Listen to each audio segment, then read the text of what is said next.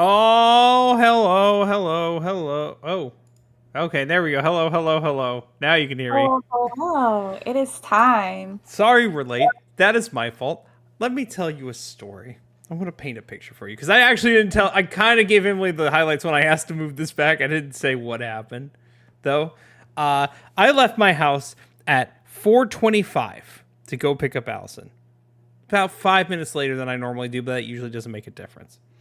And this time, Yeah, I don't think it would have made a difference regardless if I left 5 minutes prior. As soon as I get on the interstate, it's backed up. And it's like, it's going to take you an hour to get there. I'm like, oh no. Well, there's a back way. It takes me an hour just to get to the back way. And had I stayed on that current path, I still would have taken me the full 2 hours. It took me, not quite 2 hours, but 2.5 hours to get to Allison. She was stuck at her office until 6 p.m. until she got in my car. okay, at this point, I have to ask, why didn't she catch an Uber? Because one, money, that's expensive, in downtown New Orleans. Hold on. And two, secondly, I was already on the way. So. Fair, also fair. I just, that's so late. Yeah, she had to stay an extra hour, but what can you do? What can you do? It sucks. It's incredible. It was weird. Like, as soon as I turned around too, I'm not going to dox where I live, obviously, but... You just kind of doxed where you live, though. Well, everyone knows I live in New Orleans, but they don't know where, because it's not a small... I mean, it's not a big place, but it's not a small place. I think Grand Rapids, actually, size-wise, might be bigger. Besides the point, it was backed up. The road was backed up for, like, at least 5 miles, even turning around. Like, it was insanely backed up. It was stupid. That's why we're late. That's my fault, but not my fault. That's... Yeah, I was ready to go. It's I fine. had nothing wrong. I was here. She's been prepping. I've been prepping, but my review's not till next week because one game comes out tomorrow and the other one takes 100 hours to beat, and I'm only 16 hours in. Oh, you got a lot of work to do then. Yes, I do. I thought You're I was gonna have a busy week. I thought I was making good time. It's even worse because I have friends coming to town this weekend. So You don't have time to play at all. I'm going to figure it out. I'm going to figure something out. Right. But we'll go ahead and jump because Emily has to do 2 reviews. I don't think one of them is going to take very long, but it might. I don't know. But we're going to jump into news first, real quick. Unless you have something Yeah, to what say. you got? What you got up your sleeve? First and foremost, in a very ironic twist of fate, at the Nintendo Museum, someone was messing around with the stations where you could play games. Like, they had, like, demos of SNES or NES, and they had little controllers there where you could play the games. Turns out Nintendo was using emulators. You know, those things they keep trying to shoot down. That's hysterical. And it was confirmed on a Microsoft machine because you heard the little disconnect sound as soon as you unplug the controller. People thought the systems were originally plugged into SNES Classics or NES Classics. Nope. Emulation, baby. Nintendo, you got. That's embarrassing for Nintendo. That's really embarrassing. We already know Nintendo uses emulators on Switch, like, to get those games running. That makes sense. I think we're all aware of that. But the fact that you do it on a PC, which you're trying to shut down so, like, frequently. So hard, yeah. Yeah. You suck, Nintendo. Oh, also, other news. We're going to start talking to chat during these podcasts now. Like, make it more interactive. So feel free to talk to us. Just FYI, heads up. hello. I don't think we mentioned that, so there's that. No, we didn't. We didn't. Nope. That's the worst That part. was some feedback we received from people who wanted to check. Anywho, I know, we're just really exciting. we're gonna get into lighter news. Because the last story is so heavy. It's so bad. I didn't even warn you about this. I don't know where we're going. The lighter news. It now escapes my brain. I should have wrote this down, and I didn't write it down. Hold on, I just had it. Oh, yeah. Super Mario Party Jamboree reviews went live today. Is it good? It got an 82, which makes it the highest rated Mario Party of all time. Which is insane to think about. Everyone gave it between 70 and 90 to 90 and some 10s. But mostly between 70 and 90, except for Eurogamer, who was salty and gave it a 40 and said, this game is jam-packed full of things to do, but misses fun at every turn. That's Eurogamer, though, for you. We'll have to wait till we play it. You'll have to wait till you play it. Yeah, hold on. I'm not playing it for a while. I will be playing it tomorrow. I will buy it eventually, maybe, if you and Allison like it and are ready to like commit to playing it, because we're in the middle of buying a lot of games right now. Yeah, we are. And that's one game I don't need to buy. Yeah, that's the whole reason we didn't do an Epic Mickey rebrushed release. I just had to buy like two $70 games in 1 week. Yeah, this one. Yeah. And I'm buying. Oh God, I have this, and then I have Brotherhood. Brothership. Every time you say Brotherhood, I'm like, Assassin's Creed? No. Brothership is such a weird word. I don't like Brothership. It's a bad word. Naughty word. Bad title. All right, now time for the heavy thing. And it is still Nintendo related. So do you know who Game Freak is? No, not really. Yeah, that's now known as a Pokemon company, but they still are Game Freak. So Game Freak is the people who created Pokemon, the original games, right? And they. I do know what this is. Oh yeah. So Game Freak got massively hacked over the weekend, and a bunch of leaks. This. So we're gonna start with the easy stuff first. There was a whole bunch of stuff in the anime that was leaked for Pokemon. That's fine. New game leaks came out. Pokemon Legends ZA comes out next year. We already knew that. ZA. That's what it's called? Yes. I don't know why yet. There's going to be a reason. I'm sure there is a reason. Is it a good one to call your game ZA? I don't know. Probably has to do with Zygarde being the legendary. I know that means nothing to you. That means nothing to you. It's fine. It's okay. ZA is just objectively a bad name. We saw Gen 10's code name. It's Pokemon Gaia. I think the letter, I can't remember the letters except for one I know is going to be Pokemon starting with a K. People are assuming this is going to be set in Greece because of Gaia. Nothing too crazy there. Code names are also there to mislead, though, so they could mean nothing at all. Now for the meat and potatoes. But yeah, Pokemon's into some really freaky things, dude. So one thing you have to know, and this is the same with Disney, and this is the same with Nintendo, I'm sure, anything that you produce there, whether that's like concepts of lore or drawings or anything, even if it's never used, that belongs to the company, right? So everything created at Game Freak / Pokemon Company, that belongs to them no matter what it is, whatever you produced.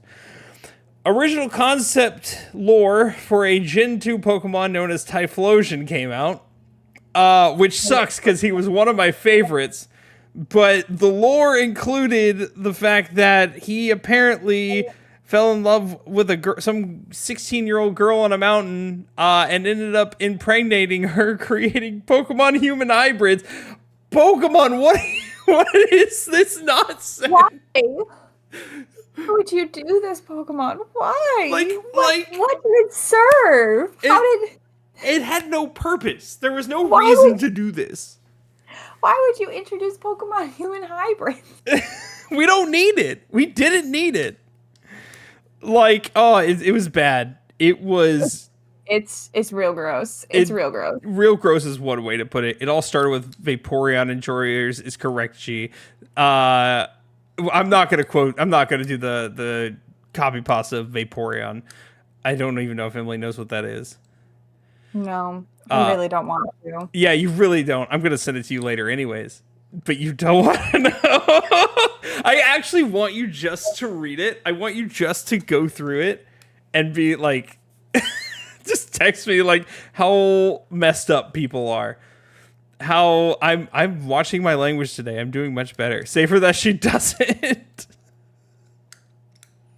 Okay. Okay.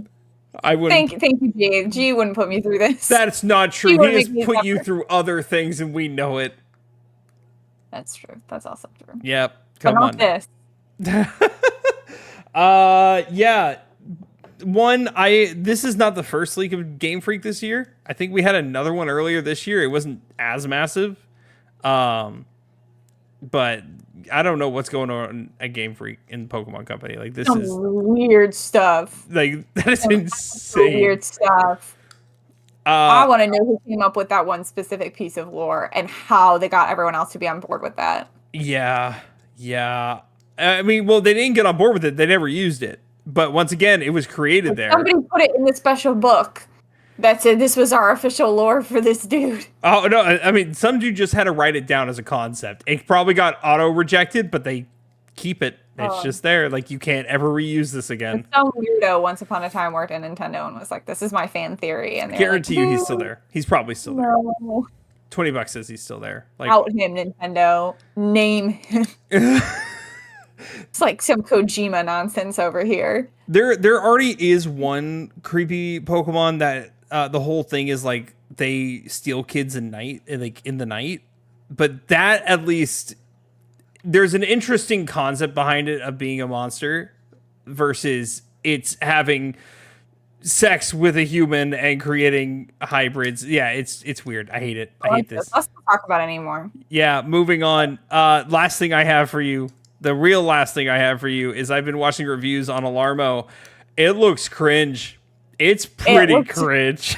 It's bad. There was a video talking about somebody set like it was a joke video talking about like they set Zelda music to be like their alarm, and then they like roll over and go back to sleep, and the like Guardian chase music from Breath of the Wild starts playing. That'd get me up. I won't lie. That would get me up. Allison would divorce me, but it'd get me up. Yeah, so annoying. She wouldn't stay with me for that. There's no there honestly what the sales on this thing are. I think it's a good idea for kids. I think it's fun for like people like young kids between like 5 and 12, sure. But if you're my 5-year-old $100 alarm clock. that's also true. If you had money to burn in your pocket. But for a 30-year-old adult, this ain't it, Chief. You know they're gonna sell out like instantly. Absolutely. I'm pretty sure they already have. Oh, cool. But they're gonna go to the general market next year. I'm safe, just in case I woke up in the middle of the night and was wanting to buy an Alarmo for reasons unknown. Well, the problem is, Emily, you wouldn't wake up because you don't have the Alarmo to wake you up. How are you gonna wake up? Actually, I'm never able to wake up without an Alarmo. I'm late to work every single day, and I'm so thankful Nintendo invented this system of waking me up now. Emily, why are you late? Nintendo hasn't developed the thing yet. I can actually only wake up to the sounds of Mario saying, "It's a me, Mario." Or the Guardian sounds for you. No, not even that, just Mario specifically. It's been a real weird thing of mine, and I'm so glad Nintendo created a product to fill that need for me. My question is, why is Ring Fit Adventure a starting sound on there? In case you wanted to wake up and work out. I get maybe, I don't know. Splatoon, I get it, but when I think Nintendo, I don't think Ring Fit Adventure. The Ring Fit Adventure is fun. That's the first thing I think of. I can tell him. I know how often you use your Ring Fit Adventure that you definitely have. I had a student in Japan whose favorite Smash character was the Wii Fit Trainer. And she just walked around all the time going, Wii Fit Trainer. What? Actually, I think of that constantly. She said that all the time. So it's funny you mentioned that, and then we'll move on. I helped my mom and dad clean their house because they're renovating some stuff, and we were just getting rid of a whole bunch of old stuff, right? I found completed box Complete inbox. Wii Fit. I have now a complete inbox Wii Fit from the Wii era. Completely And you're free. going to use it, right? You're going to start using it? No, I'm going to play Ring Fit before I play. This did not have anything like exercise helping thing. No, but you have it, so you should use it. Are we going to stream Wii Fit? Am I gonna, Yeah. I gotta get. No, I gotta wear shoes then. I can't wear my flip flops. You guys ain't getting these toes for free. Cool. Thank you for the alert. Did. Huh? I think maybe they just did. They might have. I don't know. I'm not sure. That's all I have. I'm not going to be talking most of this episode, except for maybe a little bit of Until Dawn, because I actually did play Until Dawn. You did play that. Well, no, you didn't play the remake. You played the original. I played the OG. That's what I mean. I did play the OG. I did not play Remake. And I have never even looked at Silent Hill except for PT. When I actually played PT years ago. I'll never do it again. PT's so good. Emily, take it away. Where do you want to start? We're going to start with Silent Hill 2, mostly because not done? I have less to say on Silent Hill 2, because I'm not done with it yet, embarrassingly, Chad. Embarrassing. But I've actually been streaming it, and so I didn't want to play it when I wasn't streaming it, because we got a good group of people who are enjoying the playthrough, and I don't want to make them miss out on it, because I was rushing to get it done. I'm also really enjoying, because if you know anything about Silent Hill, or if you don't know anything about Silent Hill, it has a really interesting story to it. A story I haven't even finished piecing together, even from like my PT knowledge, and I've seen a couple of the movies here and there, but it's still this very interesting concept of what's happening with the story, and there's a lot of pieces that you need to put together and a lot of characters, and I'm really enjoying the mystery of it all, of having some idea of what must have happened, but not knowing enough. And it's been a long time since I played a horror game that had a story that was that interesting to me, or where I couldn't predict where it was going to go.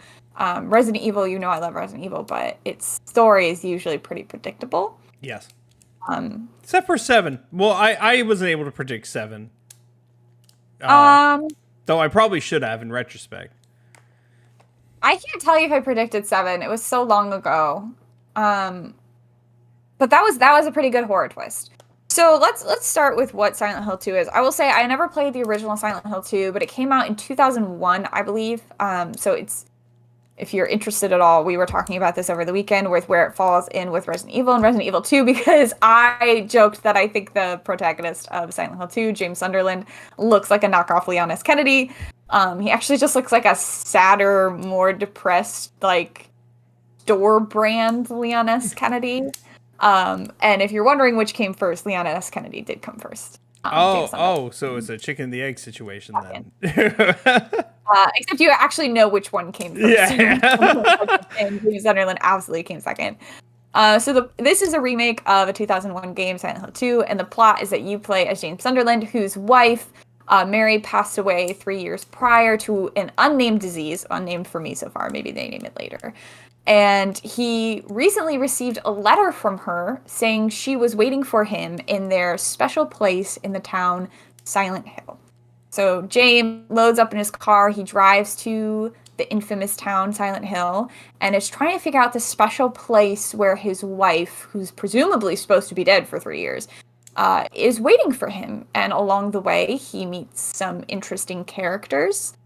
So far, we have a girl, I think her name's Ashley, who is real weird.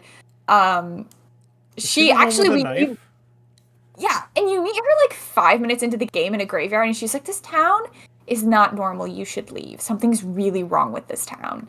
Now, me knowing anything about Silent Hill was like, "She's right. We should leave." Mr. James was like, "My dead wife is in that town. I must go." We've just recently met a woman, Maria, or something like that. Miriam? No, it's not Miriam. But she is a little too much for me. But Silent Hill supposedly is a town that exists in like a liminal space between life and death, between heaven, hell, purgatory. I think it's a purgatory. And so the concept is that James is searching for his wife throughout Silent Hill while he's also traveling in the spaces between purgatory, life, and death. There's another world. Essentially, if you've ever seen I'm sure many of you have seen Pyramid Head. He's the very famous figure from Silent Hill who has an aptly named Pyramid Head. I don't know how else to describe it.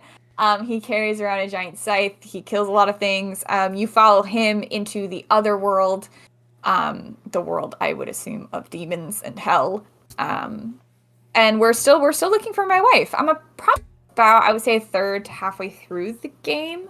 I think it's about like 15 to 20 hours, and I think we've played around 8 maybe at this point. But it's really good. First of all, it's made by the Blooper team, which if you know the Blooper team, they're very famous for horror games, but mostly like walking simulator horror games. They originally made Layers of Fear and the subsequent sequels to Layers of Fear, and then they took on The Medium, which was another pretty popular horror game a few years back. But they've always been very good at effects and making these beautiful, well-polished games, but less about action. Like Silent Hill is very much a fighting game. And I wasn't sure how that was going to translate for the Blooper team just because they haven't ever really had a game with action in it before. It's usually a walking sim of some kind. But I have to say, they seem to have knocked it out of the park. Not only is the game incredibly as beautiful and as polished as their other games, but they've done a really good job of making the fight scenes work really well. I personally am not great at them, but that's just because I'm really bad at shooting. I think at this point I have like 100 bullets saved in my inventory because I've just been fighting with the like crowbar I got because it's easier for me because I have such terrible aim. But yeah, the fighting mechanics are pretty seamless. They're pretty intuitive, especially switching between your handheld weapon and your gun. I kept trying to do the like D-pad to switch between the two of them, but it's actually just if you hold down R2 to swing, you automatically use your handheld weapon, and if you hold L2 to aim first, then you pull out the gun, which I thought was nice, and it works a lot faster when you're in the middle of fights. You don't have to try to like think about switching between the two and like using the D-pad system in a like Resident Evil style way. I haven't gotten a second weapon. I'm about to get the shotgun, so maybe that will become a little less easy to navigate once you have more weapons. The map system is really well done. Every time, Resident Evil has always had a really good map system in that if you are in a room and you've left items behind, it will mark the items, or if you got all the items, it will turn blue. If there's items still in the room you haven't gotten, it will turn red. But James, I have to say, is very good about circling doors that are locked that he can't go in. Hi, Bean. How are you, buddy? And he'll note down like passages that are blocked off. He'll note down where puzzles are, where the solutions to those puzzles are. So it's a really nice math system. It took me a little bit to get used to, but once I got used to it, it works really well. The world is really fleshed out. It's creepy and ominous to walk through because there's so much fog, and it has been very frustrating, especially for navigating. I've been having to check my map every 5 seconds, which comes into play with how useful the map is and how much detail it has on it, because if you've ever seen Silent Hill, it's incredibly foggy. So it's hard to figure out even where you are after a few steps of being like, hey, I'm going straight down the street. Like, I've walked past buildings I was supposed to go in before. I've passed by streets I was supposed to go down. It is incredibly, and then even once you get out of the fog and into like the buildings, like the apartment building and the hospital, they're very dark. The corridors are very long and narrow. You feel a little like claustrophobic. I was very nervous walking around the apartments because either an enemy was behind every corner, or at like halfway through the apartments, you get your first sighting of Pyramid Head, which was really freaky. You like turn a corner and he's right there. He's beyond a barrier, so he can't get to you and you can't get to him, but he's like staring at you and you're staring at, he looked at me and I looked at him, and we knew he was going to try to murder me. It's very ominous and very freaky. And so I kept kind of having that fear that he was going to be around every corner, and it's not often that horror games get me that like freaked out and nervous. And I think at one point, even your wife, like Allison, said something along the lines of, she was like, we've been getting a lot of ammo and healing items in the last couple of rooms. I think there's a boss fight coming out. And I was like, oh no, she's right. She's right. I was so tense after she pointed that out. I was like, oh, and we did get a boss fight, and the boss fight, it was good. I'm excited to see what more this game has. The story, admittedly, has been a little slow going. Like I said, I'm about 7-8 hours in, and it's still just being, don't eat the Sharpie, dude. Bean, you can do whatever you like. The story is just being fed to you in very, very small amounts. I really don't. We just got like a secondary character who's following us around, and I really don't want her to be following us around anymore. But I've heard a lot of like the game's endings that you get hinge on how well you treat this character, so I'm a little nervous about that one. We just reached the hospital, but I know there's a new type of enemy coming up, and I was already very nervous about that one. It's great. It's great at building the tension. It's great at setting the atmosphere. So far, the mechanics are working really well. It looks beautiful.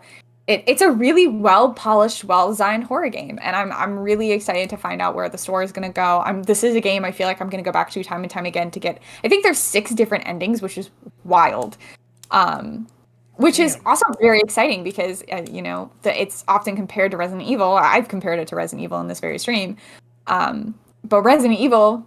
As much as I may wish I could change the ending of each Resident Evil game, we would not have nearly as much Ada as we do, and Ethan Winters would still be alive. But you sadly, can't fix her.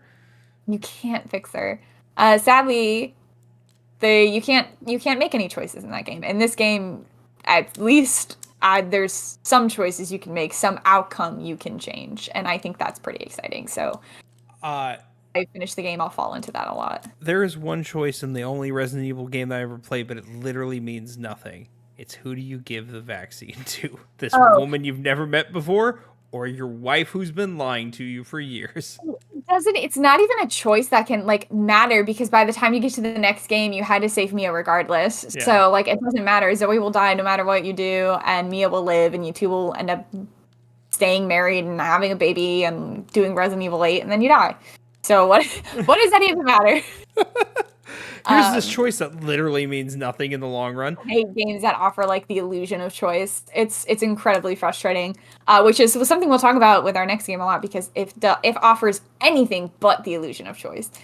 So yeah, I'm sorry I'm not quite finished with it yet, and I can't offer you all the full review on the story. If Blake is so kind, maybe next week or the following week, to give me some of his review time to just give you my thoughts on the story, we'll cover more. And if you want to see my thoughts live, come hang out on the stream. We've done 2 so far. I'm going to be streaming again tomorrow night and probably this weekend as well. So come hang out and we'll beat this thing. Help me long episode. Yeah, help me figure out what's going on with the story. I'm still lost and confused, and it's a really, I don't know how to. It's a really exciting feeling to be entering such a large horror game, a horror series, and not know where the story is going to go. Especially with Resident Evil, I think most people kind of already get the gist of it, or you've seen spoilers here and there. And to just be so unspoiled about what's going to happen later in Silent Hill is so incredibly exciting for me. So.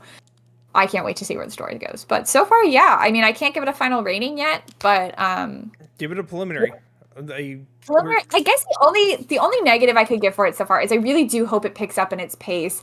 Maybe it's because I'm just really slow at playing it. I'm the kind of person who, when playing a horror game, searches every single corner 3 times to make sure she got all the items.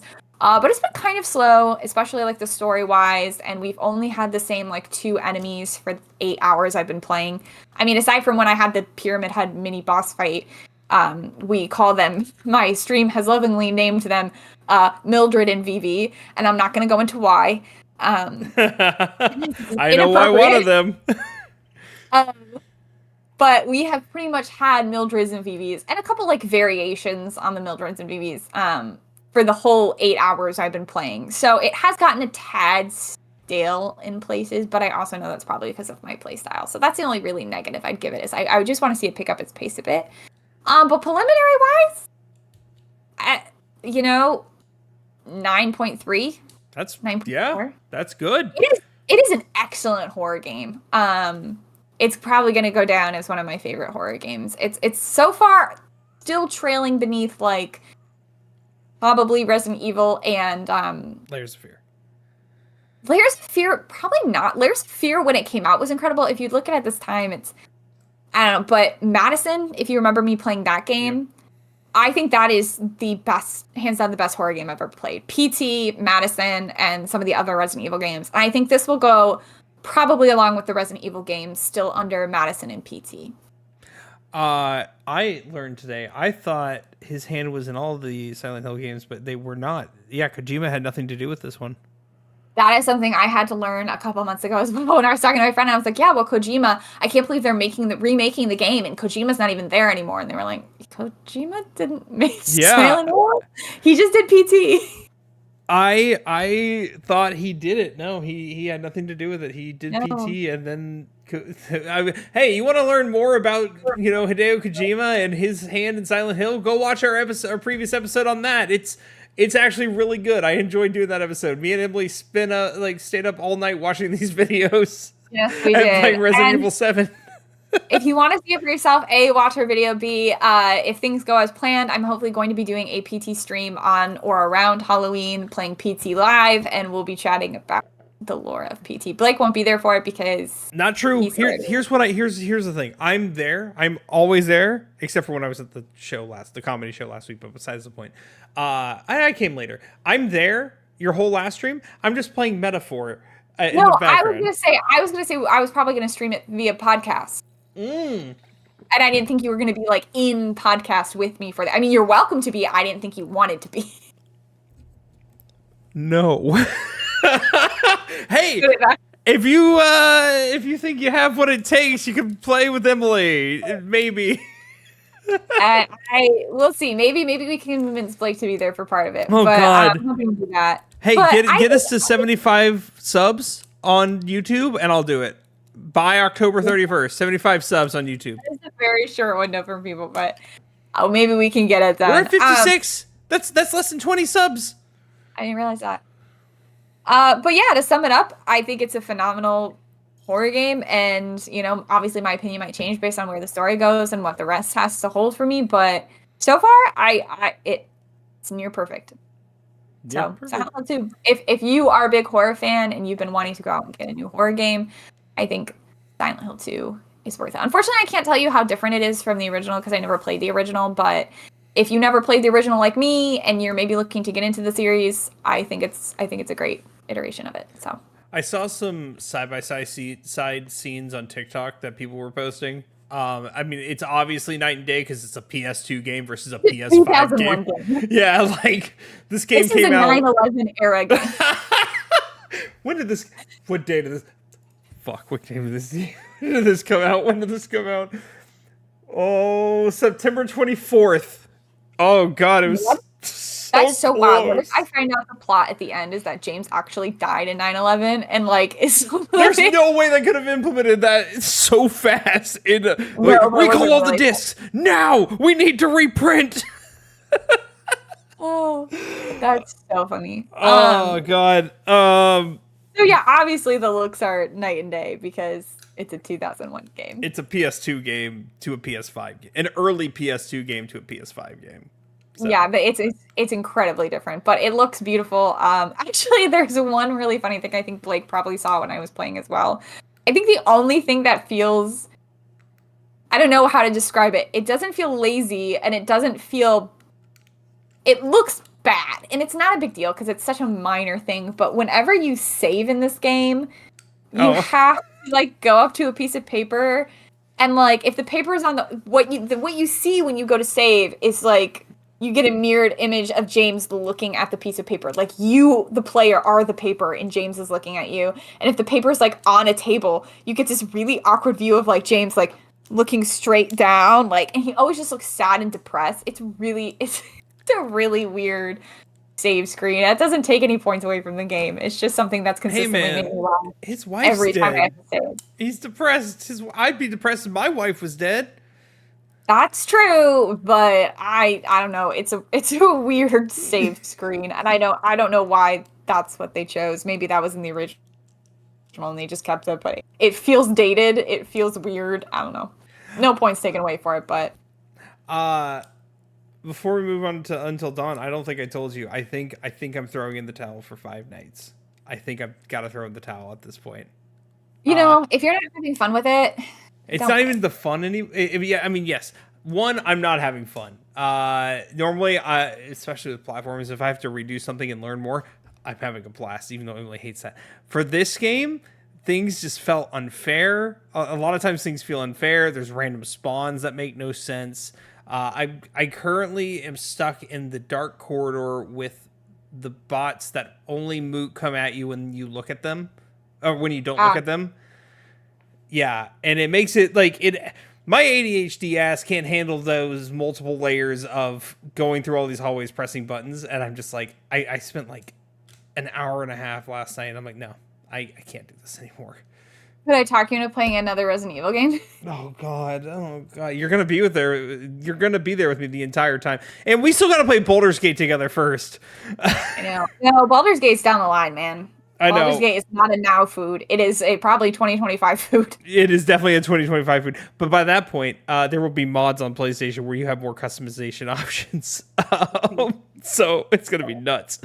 Okay, moving on to the PlayStation staple, Until Dawn.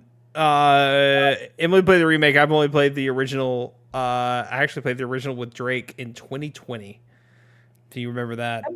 Yeah, I actually wasn't there for most of it. I could have swore you were.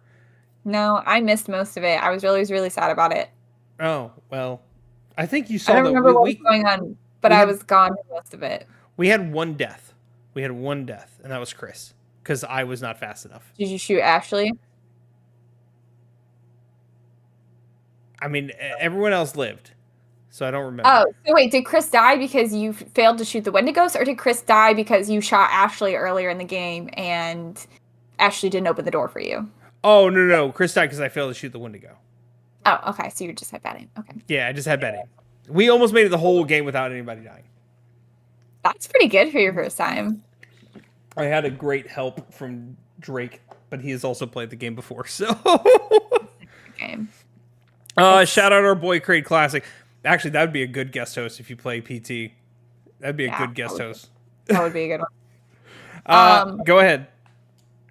So we're talking about Until Dawn, which, if you don't know, if you've never heard of Until Dawn before, it was a game that came out in 2015. It's a single-player, choice-based horror experience in which you play as 8 teenagers who are reuniting after a tragedy on a ski lodge up in the mountains. And this weekend that is supposed to be a weekend of them reuniting and having fun turns into chaos pretty quickly when there seems to be a maniac on the mountain who's killing their friends in like Saw-type games. And maybe there's something else lurking in the shadows, and there's drama between the characters, and relationships are falling apart, and you know, it's like a fun teen horror slasher supernatural in video game form. And it's really fun because it really offered, in my opinion, the first real, like, authentic from beginning to end choice-based experience that every decision you make really does matter.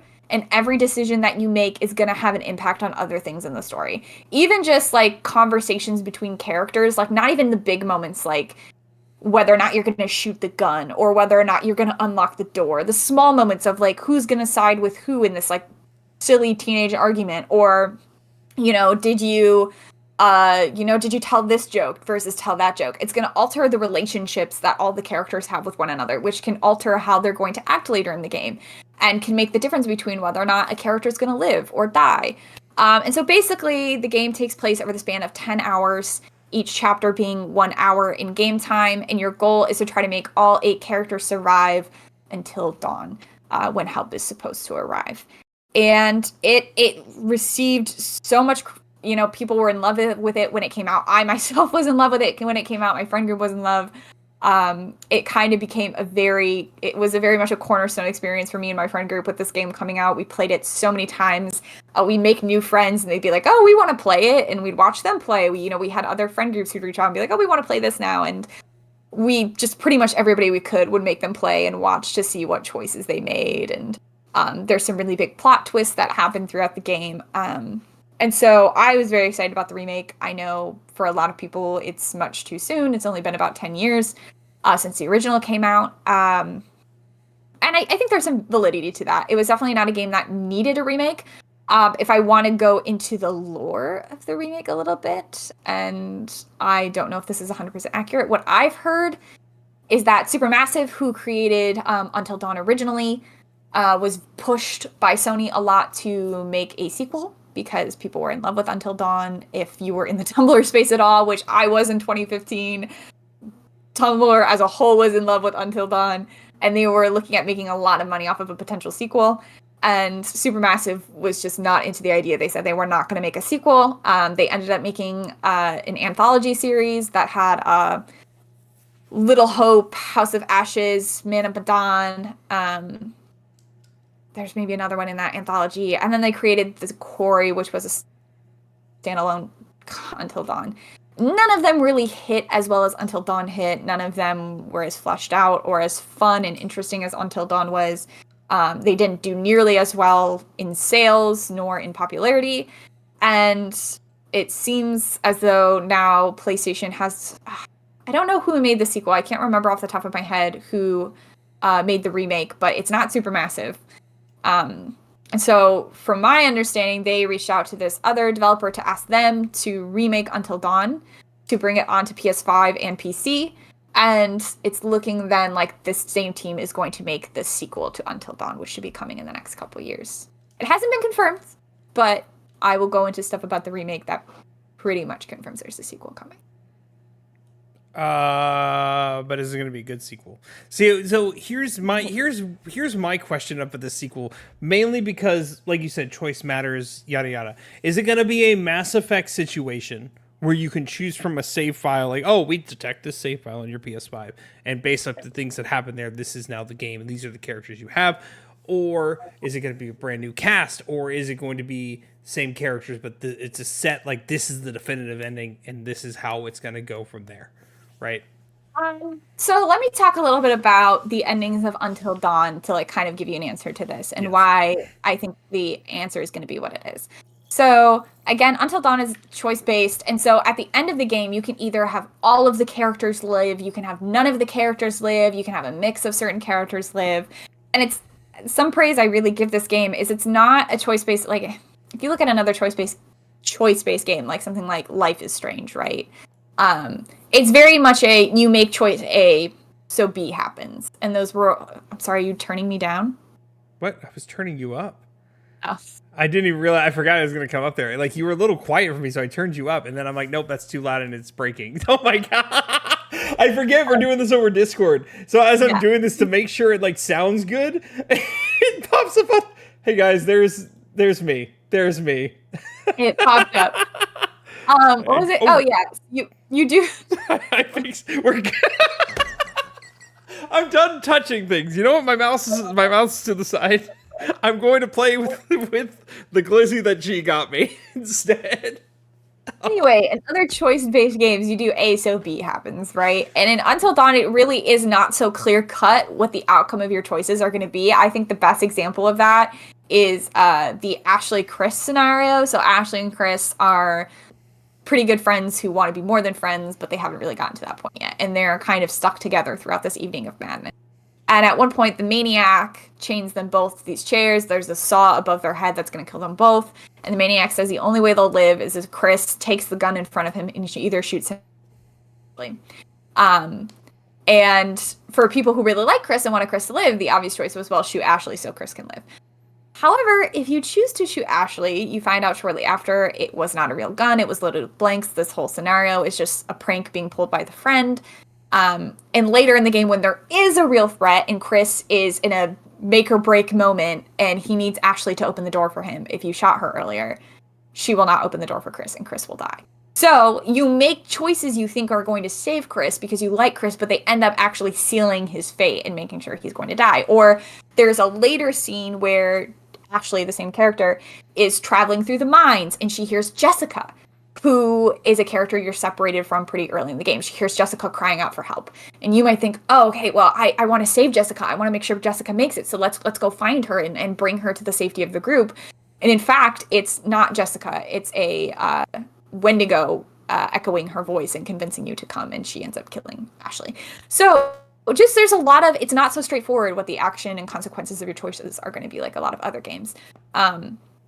which is how you can get to the end of the game, and you can have all these different characters either alive or dead, and even after certain characters live or die, how people feel about their deaths can be impacted based on what the relationship was. Emily and Matt are dating in the game, but if she doesn't think Matt is a good enough boyfriend by the end of the game, she'll tell you that you don't need to look for his body anymore because he probably deserved to die. Whereas if he's a good boyfriend, she'll make sure to tell you she wants you to look for him, just like small details like that. But there's one character who in the original could not be saved, and that was Josh. And he could only have two outcomes. Either he could be killed. Spoiler warning. Spoiler warning. Spoiler warning. Josh could only be killed by his sister. His sister turns into a Wendigo, and she will either kill him, or if you have gotten most of the clues regarding his sister, because you can collect clues throughout the game, she will take him and turn him into a Wendigo. And so you end the game with Josh as a Wendigo. And there was no way to save him. And that was something that really upset players and fans because Josh was a fan favorite. Everyone wanted to be able to save him and redeem him. He was also, to be, quite a friend, he was a very mentally ill character. And that was something that was really played on with his character, is that he really did have... Remind me, Josh is Rami Malek, correct? Yes. Okay. Yeah. He had mental illness that was not being treated. He was not in therapy anymore. He's not taking his medications, and that led to a lot of the choices he makes throughout the game. So a lot of people felt he had been unjustly vilified, and he deserved to have a redemption arc. So when they announced that there was going to be a remake, something a lot of people begged for was, please, please, please, please, please, add a different ending for Josh. And they did just that. It's nothing crazy, but at the end of the game, if you find all the clues and you make sure Josh is repentant when you play as him, you get a new ending where Josh is not killed, nor is he turned into a Wendigo. He is by himself in the mines, and his therapist, the one in his head, says, I really hope there's a path for redemption for you, Josh. And then at the end, Josh looks up toward the light, which implies that he's going to find that path of redemption. And shortly after, because this is at the end of the game, you get a few years later scene. And Sam, our Miss Hayden Panettiere herself, Kyrie, thank you. Kyrie, the lover, is older. She's an adult, and she is in her apartment surrounded by books on mythology, and she starts to hallucinate. She hears someone at the door calling her name. She has this weird cut and a weird symbol on her hand that looks like something supernatural or mythological, and then it cuts off. And it seems like the next game is going to focus on Sam. Now, of course, she could have died in the original game, but, I don't know if those choices are going to go over, because, if you had a game where everyone died, there's no potential for a sequel, right? Because you have no characters to work with at that point. In my head, I'm hoping this is going to be a game of Sam and maybe Mike going back and trying to save Josh, or perhaps there's something else they need to investigate. I don't know. They were kind of like the dream team in that game, if you remember correctly. So I don't know if it's going to hold, but I'm excited for a potential sequel. Is it going to be good? I don't know. I think the only proper death in that game was Ashley. It was always Ashley's death. That was the only one that mattered. That was okay if she died. I'm okay with Emily dying. Oh, was it Emily who sucked? It wasn't Ashley. It was Emily. They both sucked in different ways. Ashley was a little Peter Panic, who was like, I gotta kill everyone who even looks at me wrong. Like, she's the one who locks Chris out. If Emily gets bitten, she's like, we gotta shoot Emily because she's been bitten, and it basically works like a zombie bite. Spoiler, it does not work like a zombie bite. Okay, it is Emily. Emily is the one who sucks. I was thinking Emily. Yeah. Emily is like the mean girl. She's very whiny, very princess type. Did not care for her. But in terms of the game itself, the remake, what did it add that was new to the game? Like I said, it had the new ending for Josh, the supposed sequel. There were new scenes sprinkled throughout the game, like new interactions between characters we had never seen before. There were new totems, which if you played the game originally, totems were things that you could find throughout the game that would give you a little glimpse into the future and help guide your choices to maybe get a better ending. And there were new totems that showed Hannah, who is one of the twins. She becomes a Wendigo, spoiler alert, and she does most of the killing. They show her point of view throughout the series and the choices she's making and how she's the one actually killing the friends, which is a theory I always had but had been confirmed by these totems. The prologue is fleshed out a lot more. There's a few extra scenes there. You get a little bit more of the story in the chunk in that section. There's new interactables. There's no new death scenes. There's no new characters. There's nothing like that. So it's not, they didn't add anything crazy or wild. It just seems like they fleshed out things a bit more, added some more scenes, some more interesting point of views, and the new ending, of course, and the thing for the sequel. Is that enough to justify a remake? That depends on who you are. For me and my friend group who loved playing this game, and now it's 10 years later, and this game was great. It was great to play this again and to have new stuff and have us be like, whoa, was that new? That's new. Do you think we're going to get this? Do you think we're going to get that? And like kind of relive our early college years was very, very fun for us and very worth it for me. If you are not that strong opinion about Until Dawn and you played the original and you're like, yeah, it was a really fun time, I moved on with my life, it's probably not worth it for you. It's $70 or $60, one of the two. I think 60. And I'll confirm now. It's a really fun time, but if you've already played the original and it didn't impact you that much and you weren't that in love with it, it's probably not worth it to come back to it now. I will say, graphically, it does look amazing. I think it looks incredible. But yeah, I mean, it's a remake. And unlike a Resident Evil 4 type remake or a Silent Hill 2 type remake, it's really not reinventing the wheel. The graphics are not that old. The original still looks good. I think this one looks better, like night and day, but it's not a 2001 versus 2024 difference like you're getting with Silent Hill 2. It is a $60 game. It is a $60 game. So, that's up to you to decide if it's worth it. If you've never played Until Dawn before and you're trying to decide whether or not to buy it, I absolutely think it's worth the experience. I would easily say pony up the $60, get a group of friends together, turn off all the lights, get some snacks and some fun drinks, and go for it. Honestly, it's like I said, it's a single player game, but really it's just best when you're with a group of friends. We pass the controller off every couple scenes, and everyone kind of has to work together to keep the characters alive, and it's just a lot of fun. It's a really fun experience with other people. So yeah, if you've never played before, I would absolutely tell you to go out and buy this game, especially the remake version, because it's more updated. It comes with new scenes, and it's going to hopefully tie into the sequel a little bit more with the new ending that's coming. I also talked to my friends, because I said we played this together, and I asked for their opinions after we beat it to see how they felt about the remake, so you weren't just getting my very biased perspective on it. And the first thing I said was, how did you feel about the graphics? Could you tell a difference between the original and the new one? For me, it was pretty obvious, but I had also looked up the original versus remake photos, so I already knew how much better it looked. Shall I pull them up now or no? Yeah, pull one up. Okay. And maybe chat can decide how they feel about the new images. This is the best one, I think. I think this is the best representation. That and the Wendigo. Mike does look so much better in this. I just think and like you can look at the original, and the original still looks really good. I just think the Chris one is a little weird. Yeah, I feel like all the character models, especially like from the moment we started the prologue, the twins look so much like clearer and defined. I just thought the character models looked so much better. The Wendigo's model looked so much better. This is the Chris one's a little weird. I still think it looks a lot better. I still think there's way more detail, especially like when it comes to like the bruise on his head, his hair, like I just think it's a lot more detailed, but it still is a weird look. Chris, we always joke, is like the like personification of the grimace emoji, where he's like, he makes that face all the time, but I still think it looks a lot better. Is that worth the $70? Probably not, but the experience of getting to replay this. What? He also has a stupid haircut, but that's besides the point. Chris or Mike? Chris. Oh yeah, Chris does have a really stupid haircut. Also, justice for Chris, just like as a side note, who, if you've played the game, the whole concept is that these friends were in the mountains a year ago and they played a prank on their friend Hannah. Hannah ended up, getting really upset about the prank. She ran out into the darkness. Her sister followed her, and the sisters ended up dying. The brother exacts revenge on the friends 1 year later by pretending to be a maniac that's killing him. He specifically targets Chris and Ashley the whole time. Like, Chris suffers the most from this, like, retribution that Josh is exacting, and Chris was not part of the prank in the beginning of the game. He was asleep on the couch, a totally innocent bystander to all of this, so justice for Chris, man. Shout out my boy Chris.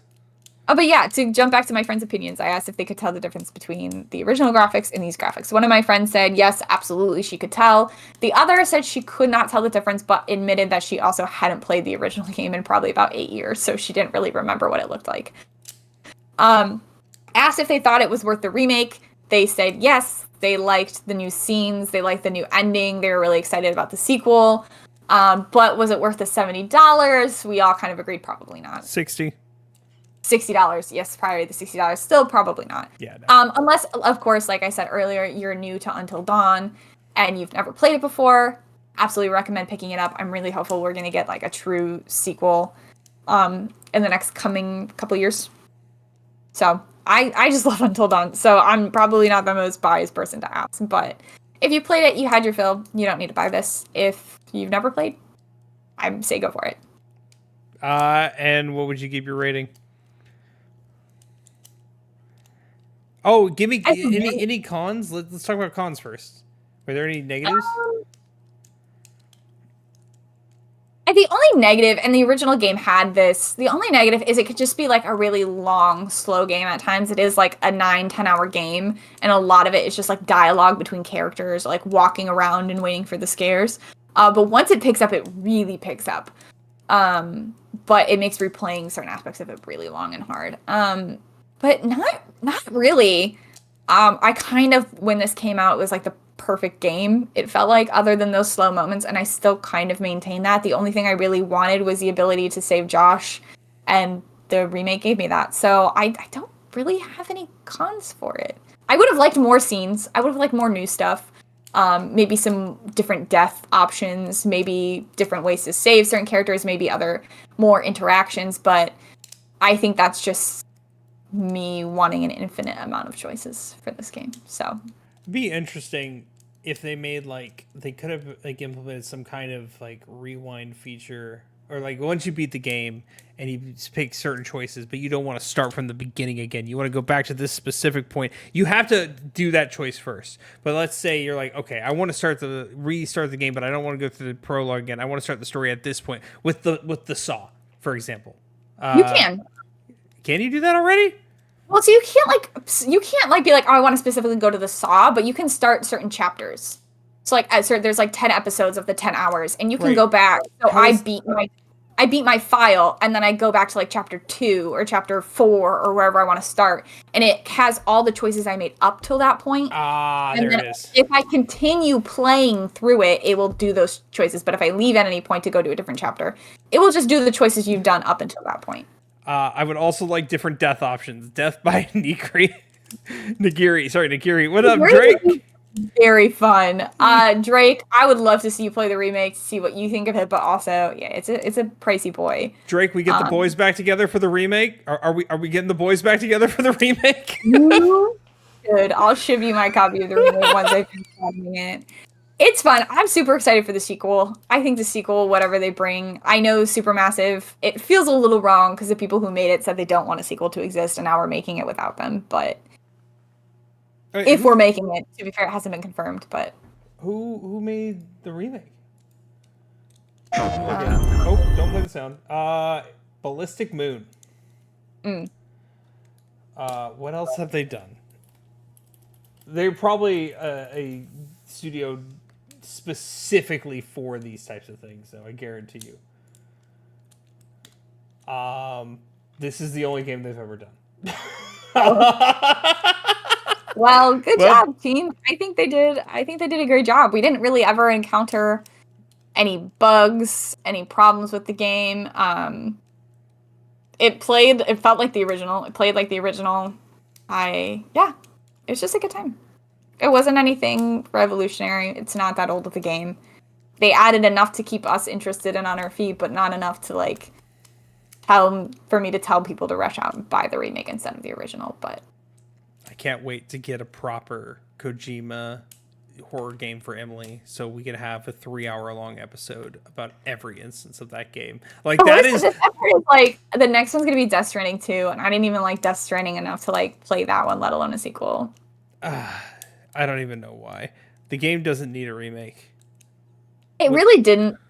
It's not old enough to really justify one, but it was fun still. There's some new stuff that you can get, and if the sequel is coming, I am glad we got a new ending for Josh. So there are new opportunities and new endings, but it's not really enough. I think the only reason it was made was the thing I read about. They were making a sequel and they wanted to have the original on the PS5 and available on PC. So I mean that remake has to come out like next year or the year after. Because we're what remake? Oh, I'm sorry, the sequel, not the remake. Until Dawn sequel.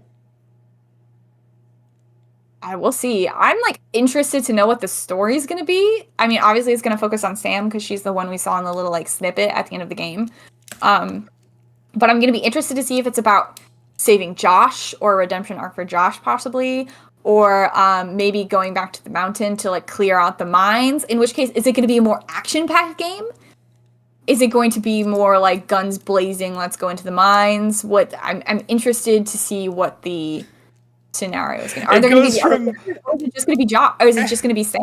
It goes from horror game to bro shooter like Doom style, killing all Wendigos in the mines. It's just like what I can't really figure out a scenario where there's a sequel that is like as slow paced and like slow horror build that Until Dawn was, because it's really like 4 or 5 chapters in before you even get some kind of like action, like the Wendigo attacking Jess or the Maniac showing up. It's like halfway through the game before you like can take action on it.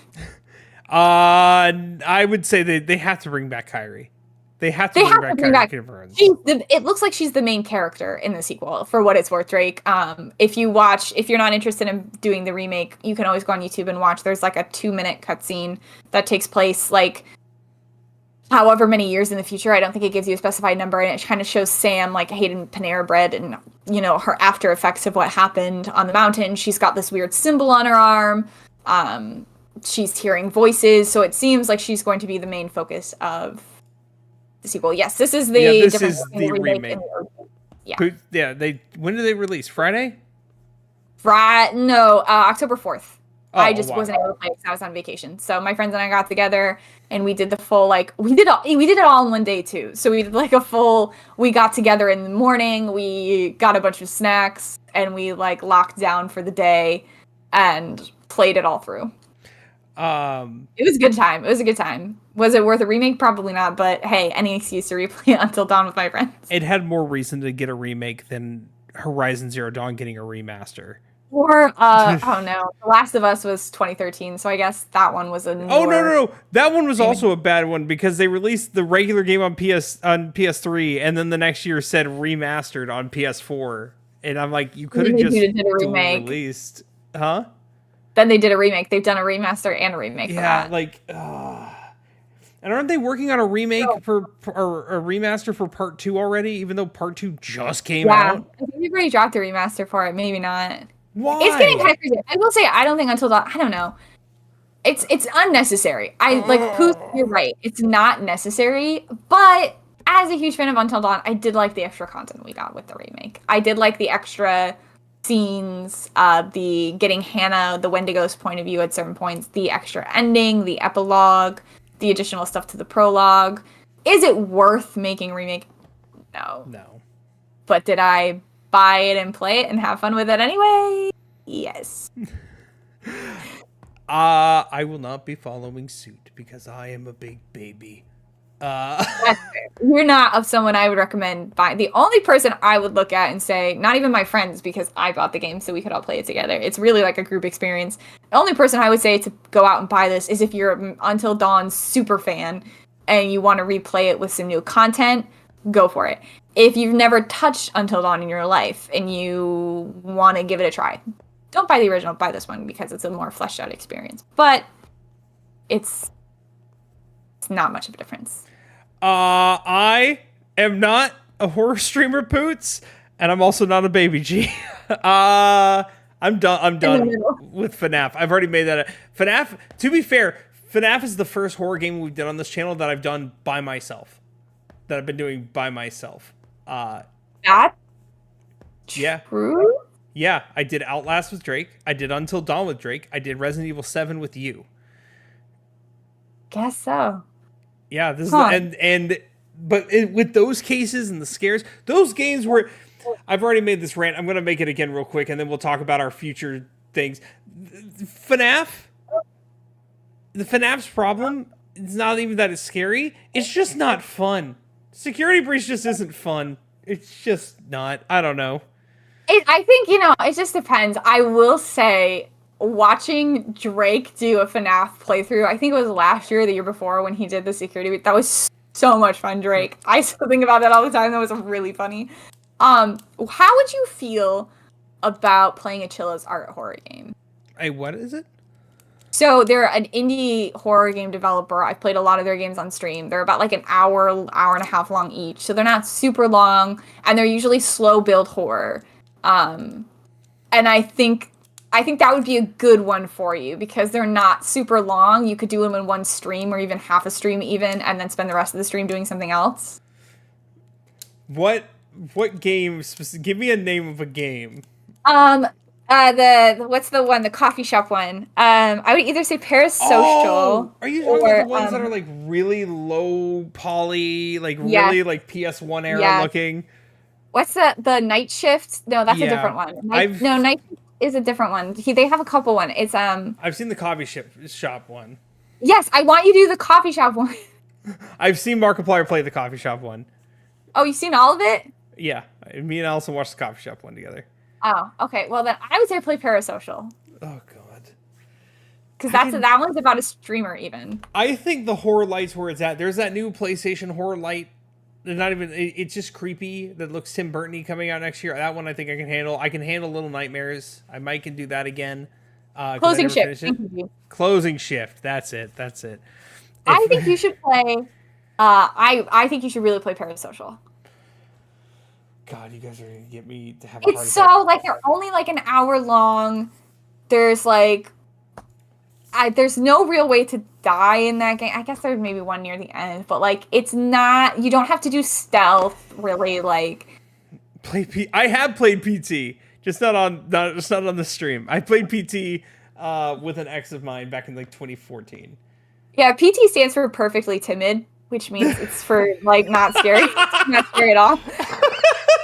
You'll be fine. There's nothing horrible that happens. It can't. Blake Madison. I would pay money to see Blake play Madison, but I think Blake would also pee his pants. How much money are we talking? You hold my hand during it? The moment Blue Knees came on screen, I know you could not do Madison. Even the scene with the chapel and like having to get through the chapel. Ooh, no. Technically, you pay a tier 2. She does have a tier 2 sub. I want Blake to be a horse. Guys, I have this anxiety. It just doesn't fit. I've tried. I've done it the last 4 years. It's just not fit. You know what I loved? Little Misfortune. It was a fun, dark humor kind of game. See, that's my kind of spook. That's my kind of, Halloween. Okay, will you try Parasocial?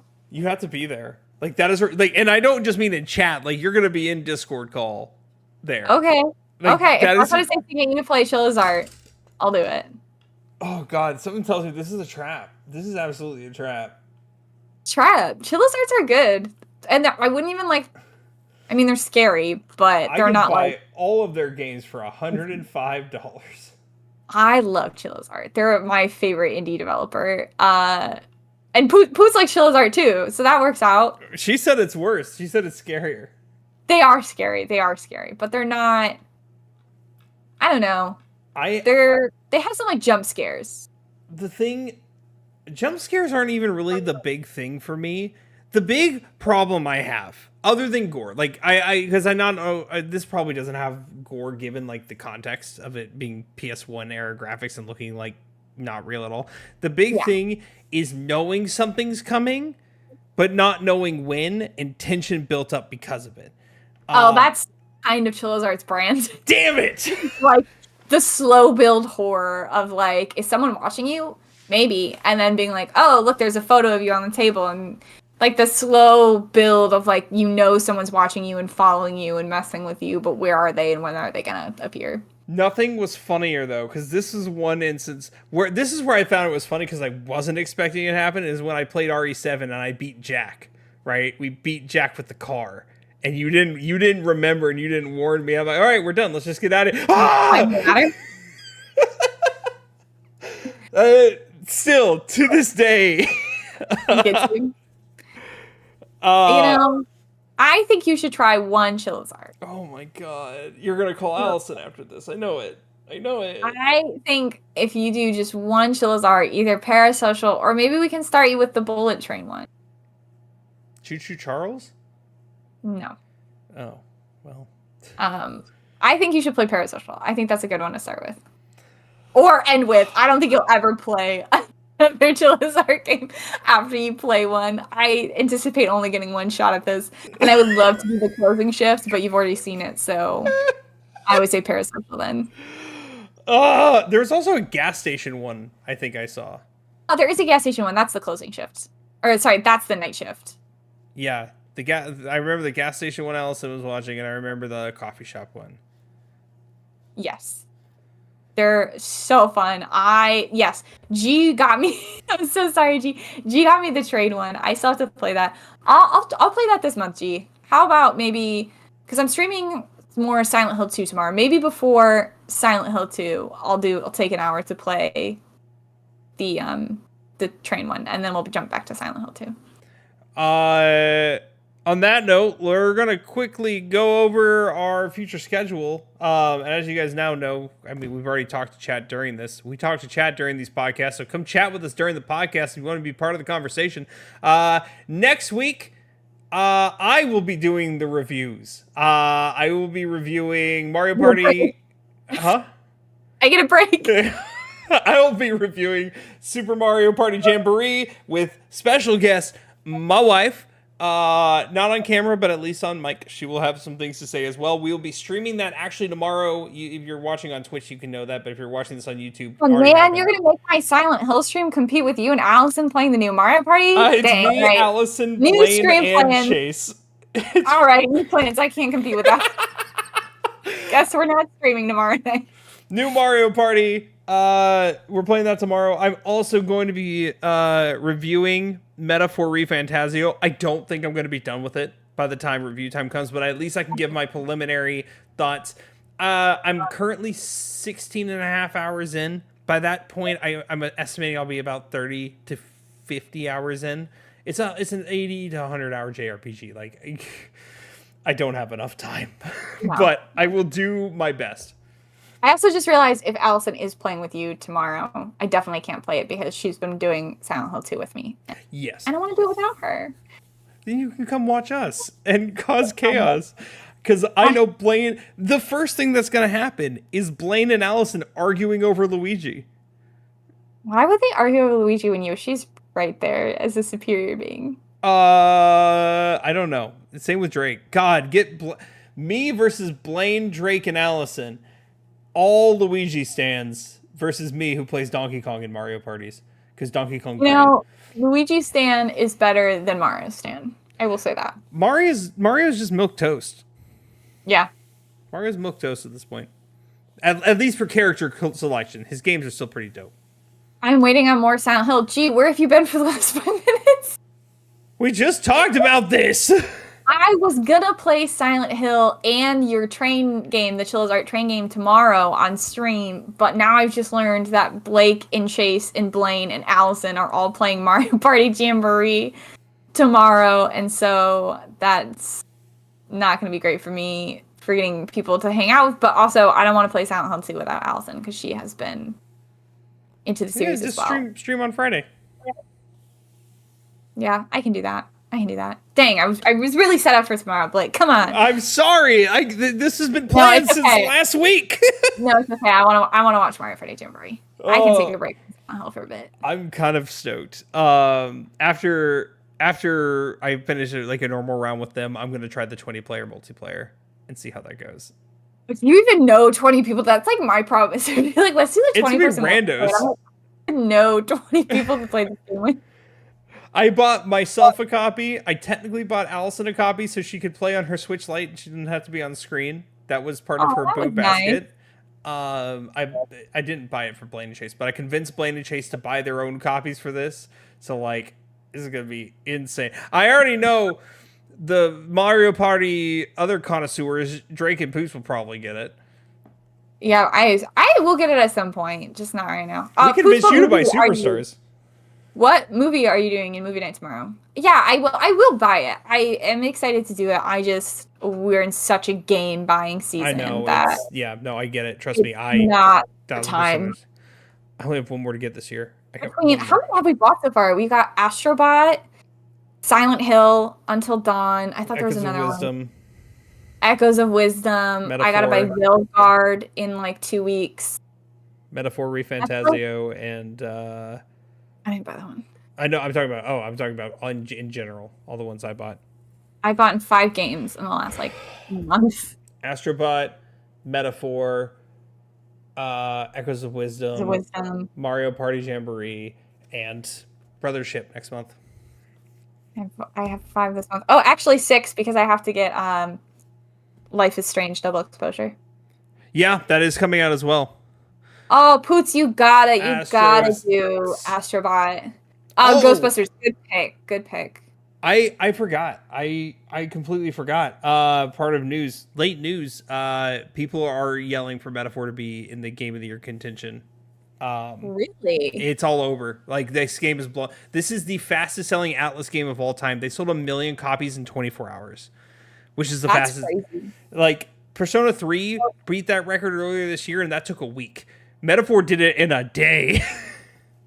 I had no idea it was that popular. I didn't even know it was happening until you told me about it. Oh my goodness. But I mean, listen, I've been for the past decade, JRPGs have not really been as exciting as they used to be. And then I played Persona 5 and that changed everything. I became obsessed with Atlas JRPGs. And then here I am. I'm eating good. And now I'm going to be... Oh, technically I bought 6 games recently because I lost a bet. Okay, so here's the thing. I have a friend, the friend that you know through me that you started texting about Danganronpa with. I won't out their name. Oh, okay. Yeah. She's a Yankees fan and I'm a Royals fan, and they were playing in the playoffs, and the bet was if the Yankees won, I have to play Final Fantasy 16 finally. That sucks for you. And if the Royals won, she would have to play 13 Sentinels because she hadn't played that one. Well, first it was Danganronpa, but she already owned a copy because I bought her a copy 2 years ago.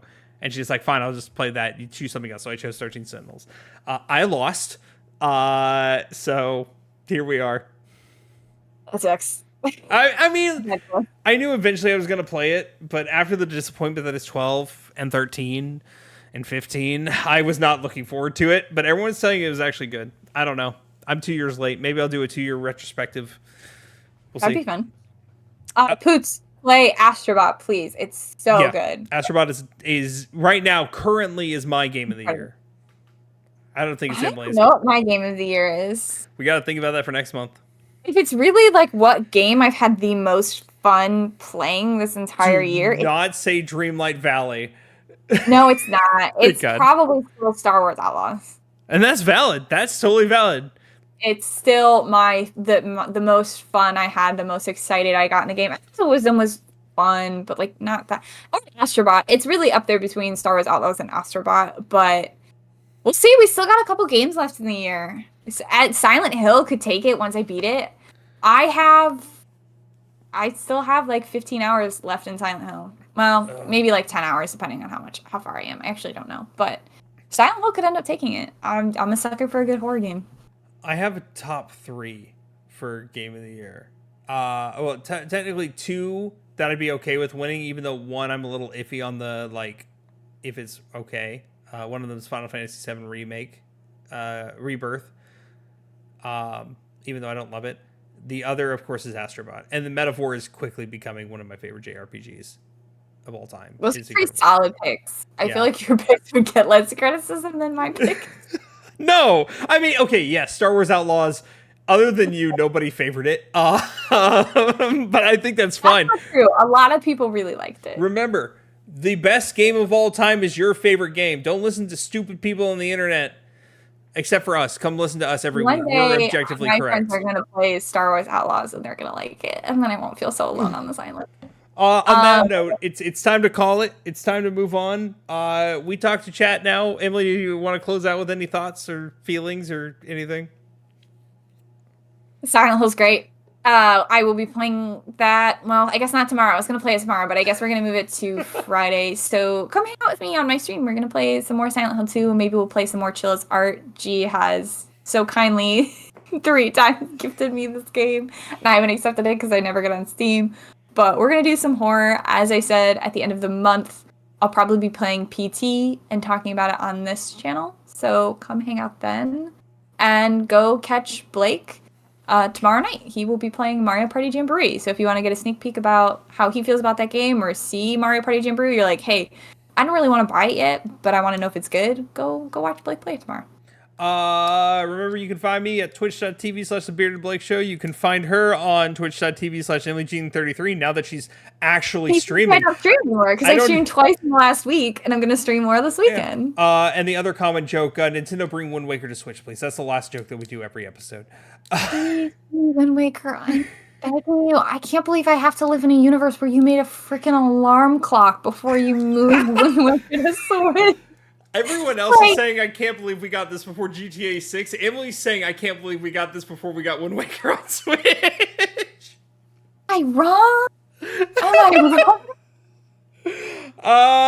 Remember, if you want to watch these episodes live, if you're on YouTube or Spotify right now, we see you Spotify listeners. Make sure to come to our Twitch channel, twitch.tv/Podstation64, or the YouTube channel, youtube.com/@Podstation64 to watch us live and chat with us. That's gonna be it for us. I hope you guys have a wonderful night. Okay, bye everyone. Okay, bye. Don't do anything dumb. Bye everyone. Bye.